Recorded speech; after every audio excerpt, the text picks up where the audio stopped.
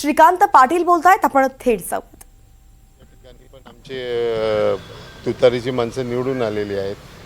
ठीक आहे, पुणे शहरात आमची संख्या कमी असेल, पण जिल्हा लेवलला आणि नगर परिषदेमध्ये पंचायत समितीमध्ये आमचे सदस्य आहेत ना. एवढं काय घडलं की तुम्ही 11 वाजता माघारी फॉर्म घेतलात आणि 3 वाजेपर्यंत जाहीर केला नाही? अतिशय गुप्त पद्धतीनं एकदम न सांगता तुम्ही तर म्हणताय की वरिष्ठावरून निर्णय आला होता, प्रदेश लेवलला निर्णय आला होता. मग तुम्ही 11ला माघार घेतल्यावर त्याच वेळी का नाही जाहीर केलं की बाबा 3 वाजता तुम्ही जाहीर करता? ऐका ना, 11 वाजता घेतलीच नाही माघार आम्ही. आम्ही 2:25 माघार घेतली. तुम्ही 2 वाजून 19 मिनिटात. नाही तुम्ही कार्यालयात सगळे मीडिया थांबलेली होती 3 तास, तुम्ही दिसला नाही, तुम्ही माघार घेतला नाही. तुमच्या ज्या तुमचे हॅलो, नाही मी म्हणजे मग न येता माघार घेतली असं तुमचं म्हणणं आहे का? तुम्ही कुठल्या मार्गाने आम्हाला कळते, सीसीटीव्ही येईलच. तुम्ही सांगा किती वाजता माघार घेतली? 2:19 आम्ही माघार घेतली. पाटील साहेब, यापूर्वी महापालिकेच्या निवडणुकांमध्ये तुमच्या पक्षाकडून असंच केलं गेलं. एका बाजूला महाविकास आघाडीसोबत चर्चा चालू ठेवल्या आणि दुसऱ्या बाजूला अजितदादांच्या पक्षासोबत तुम्ही युती करून निवडणुका लढवल्या. आता देखील तुम्ही असंच केलं की महाविकास आघाडीच्या काँग्रेसच्या नगरसेवकांचं बळ दाखवलं आणि माघार घेताना गपचूप जाऊन घेतलं. यामुळे काँग्रेसमध्ये नाराजी येईल, हे चुकीचं असं वाटत नाही का तुम्हाला? नाही, असं काहीच झालेलं नाही. मागं जे महानगरपालिकेचे जे निर्णय झाले त्या ह्याच्यामध्ये मी नव्हतो, मला माहीत नाही. तेव्हा वरिष्ठ 2 लोक होती, 2-3 लोक, त्यांनी घेतलेला निर्णय त्यात मी नव्हतो, त्यामुळे मला त्यातली काही माहिती नाही. तर काँग्रेस आणि शिवसेना उद्धव बाळासाहेब ठाकरे पक्षातील नेते नाराज आहेत. तुम्ही त्यांचं काय बोललाय का? तुमचं काय बोलणं झालं का त्यांच्या? नाही, आमचं बोलणं काल रात्री झालं थोडं, आणि आज पण थोड्या वेळाने बोलणं होईल. बरं, तुम्हाला जे घडलंय ते चुकीचं वाटतंय का वैयक्तिक तुम्हाला तरी? कारण तुम्ही स्वतः उमेदवार होता, तुमच्या पाठीमागे हे सगळे नेते उभे राहणार होते ताकदीने. बरोबर आहे, पण ज्या पक्षाचा हा म्हणजे ज्या पक्षाचा मी आहे त्या पक्षाच्या ह्याच्याबरोबर चर्चा आमच्या वरिष्ठांनी माझ्याबरोबर केल्यानंतर मला अधिकार दिले होते की हा निर्णय तू घ्यावा. आणि तो कुर्बानी द्यायला जाऊ नका, निर्णय वर्ण झालेले आहेत, तुम्ही का स्वतःचा बळीचा बकरा करून घेता? हे बघा, मला एक फेस करावं लागतंय सगळं. निर्णय वरच्या लोकांनी घेतला. नाही, हा निर्णय माझाच आहे आणि मी घेतलेला आहे. कारण एक लक्षात ठेवा, माझं जरी मी पवारसाहेबांच्या पक्षात असलो तरी अजित पवारांचे माझे स्वतःचे खूप चांगले संबंध होते.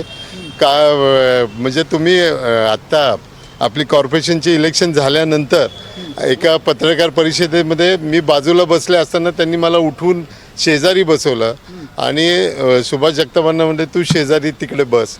असे माझे स्वतःचे खूप चांगले संबंध अजितदादांबरोबर होते. पाटील साहेब, माघारी घेताना एकत्रच आहात. नाही, हॅलो, हे तुम्ही बोलू नका, हे मला माहिती आहे. एकत्रची जी चर्चा आहे ती सातत्याने पुण्यातल्या या राजकीय पक्षाच्या कृतीतून दिसते. कारण महापालिकेत तेच झालं, या विधान परिषदेमध्ये तेच झालं.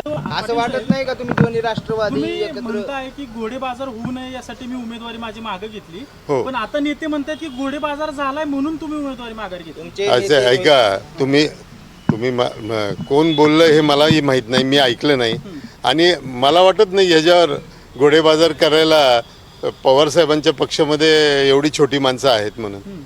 रोहित पवार म्हणाले पैसे देऊन तिकीट वाटप झालं, आणि तेच रोहित पवार तुमचेच नेते आहेत ना, रोहित पवार प्रदेशवर. त्यांनी आमच्या पक्षाचं बोलले, ते आमच्या पक्षाचं बोलले. मग माघार का पक्षावर त्यांनी आरोप केला की जय पवारांना 10 आणि तुम्ही त्यांच्यासाठी सॉफ्ट कॉर्नर दिला म्हणून ही उमेदवारी दिली गेली.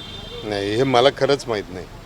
पण घडलेला प्रकार तुम्हाला वैयक्तिक मी वाचलं पण नाही ना, खरंच पाहिलं नाही तर मी कसं बोलू या विषयावर? तुम्हाला चुकीचा वाटतोय का? नाही, पण मला माहितच नाही ना. पाटील साहेब, तुम्ही ज्यावेळेस अर्ज भरला होता, टीका केल्यानंतर त्यांचा तो बाईट व्हायरल झाल्यानंतर माध्यमातून, तर तुमच्या सुप्रियाताईंकडनं त्यांना काही समज दिली गेली, त्यांच्या पक्षाला काही वरिष्ठ तक्रार झाली? नाही, मी बघितलंच नाही. त्यांनी व्हिडिओ डिलीट केला आणि पुन्हा नवीन व्हिडिओ दिला. नाही, काय झालं? मला माहितच नाही. काय झालं सांगा. नाही, मला माहितच नाही, मी नव्हतो. मला काल काही वेळ नाराज असल्याची चर्चा होती की उमेदवारी अर्ज अचानकपणे तुम्हाला माघारी घ्या असं सांगितलं गेलं आणि तुम्ही मोठा नाराज दबाव होता. होता. तुमच्यावर पण दबाव होता म्हणून. नाही, काल आमची माहिती आहे. नाही, कारण तुम्ही काही काही काळ संपर्कात नव्हता, नेत्यांचे फोन घेत नव्हता, कार्यकर्त्यांचे फोन घेत नव्हता आणि नंतर थेट 3 नंतर तुम्ही फोन घ्यायला सुरुवात केली. नाही, मी काल पूर्ण वेळ मी बाहेर कुठंतरी होतो. माझी मुलगी परदेशातनं आली आहे आणि तिच्या ह्याच्यामध्ये मी काही गोष्टींच्या ह्याच्यात कौटुंबिक ह्याच्यात मी बिझी होतो. पक्षाने तुम्हाला तोंड कशी पाडलं असं वाटत नाही? नाही, बिलकुल नाही, कारण हा निर्णय माझा स्वतःचा आहे. अगदी म्हणता पक्षाने आदेश दिला, मग पक्षाने आदेश दिला आणि हे पहा, मी तुम्हाला कालही असंच बोललो की मला सांगितलं तुला निर्णय घ्यायचा आहे आणि मी तो निर्णय घेतला. वहिनींचा फोन नंतर आम्ही तो निर्णय घेतला. वहिनीचा फोन आला नाही असं स्वतः विधान परिषदेचे जे आता आमदार झालेत विक्रम काकडे यांनी सांगितले की शरद पवारांना कुठलाही फोन आलेला नाही, खोटं नेरेटिव्ह सेट केलं जाते त्यांच्या पक्षाच्या म्हणजे बदनामी केली जाते. हे काय खरं काय तुम्ही तुम्ही कालपासून म्हणताय वहिनीचा फोन आला होता शरद पवारांना. हो, आणि ऐका ना, त्यानंतरच ह्या गोष्टी घडल्या आहेत. आणि हे पहा, त्यांनी पाहिलंय, त्यांना बघा, ते म्हणतायत पण आम्ही जे आम्हाला स्वतःला हे आलंय त्यावरूनच मी बोलतोय. या सगळ्या राजकारणामध्ये एका निष्ठावान कार्यकर्त्याचा बळी परत गेला असं तुम्हाला वाटत नाही? नाही हो, असं काही नाही वाटत. राजकारणात संधी येत असतात, जात असतात, काही नाही. तुम्ही संधी कालची खरं तर काल तुम्ही गेली म्हणाला तुमची. होतात की आम्ही मवियाचे सगळे वरिष्ठ नेत्यांशी आमच्या वरिष्ठ नेत्यांशी चर्चा केली, नंतर हा निर्णय आहे. पण त्यानंतर यांचं स्टेटमेंट आलं, प्रशांत जगतापचं आलं वसंत मोरेंचं स्टेटमेंट आलं की म्हणजे आम्हाला काहीच माहित नाही म्हणे. आम्हाला ऐका, तुम्ही हे त्यांच्या प्रदेश लेवलला विचारा, मग त्यांनी स्टेटमेंट केल्यानंतर आमच्या स्टेट लेवलचे लोक उत्तरं देतील ना. तुम्ही ज्यावेळेस फॉर्म भरत होता त्यावेळेस ते अंकुश बोलत काकडे नाही, तुम्हालाच पुढे केलं जातं. बोलतोय ना, पण मी सगळ्यांची उत्तरं तुमच्या देतोयच की मी. पण अंकुश काकडे असे म्हणाले होते की अंकुश काकडे माघारी अर्ज घेऊ देणार नाही.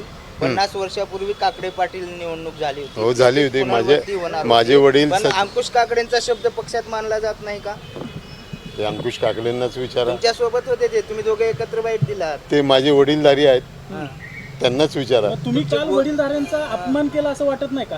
एका बाजूला अंकुश काकडे म्हणतात काही ते लखनौला गेले. अर्ज माघार घेणार नाही. ते लखनौला आणि तुम्ही गेले. म्हणताय की मी अर्ज माघार घेतला. ते मग राष्ट्रवादीत संवाद नाही. गेलं आणि सगळे वरती दिल्लीला, कोणी लखनौ निघून गेलं. हो, तुमचाच बळीचा बकरा झाला सगळ्याचे. नाही, हा निर्णय मी घेतला. मी स्वतः माझ्याशी बोलल्यानंतर मला सुप्रियाताई म्हणाली तुला जो निर्णय घ्यायचा त्या कुठलाही निर्णय घे, त्या निर्णयाशी आम्ही बरोबर असू. तुम्ही शहर अध्यक्ष आहात, इथून पुढे महाविकास आघाडी म्हणून पक्षातल्या इतर शहर अध्यक्षांना तुम्हाला बोलावं लागेल. महाविकास आघाडी झाली तर ते दोन्ही शहर अध्यक्ष नाराज आहेत.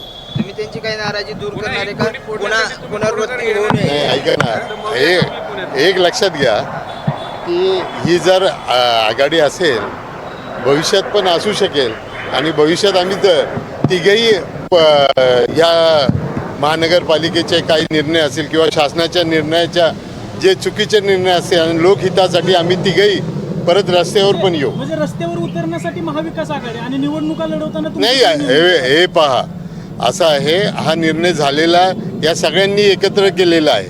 महाविकास आघाडीला विश्वास घेतला होता या सगळ्या प्रक्रियेत? घेतला असल्याशिवाय का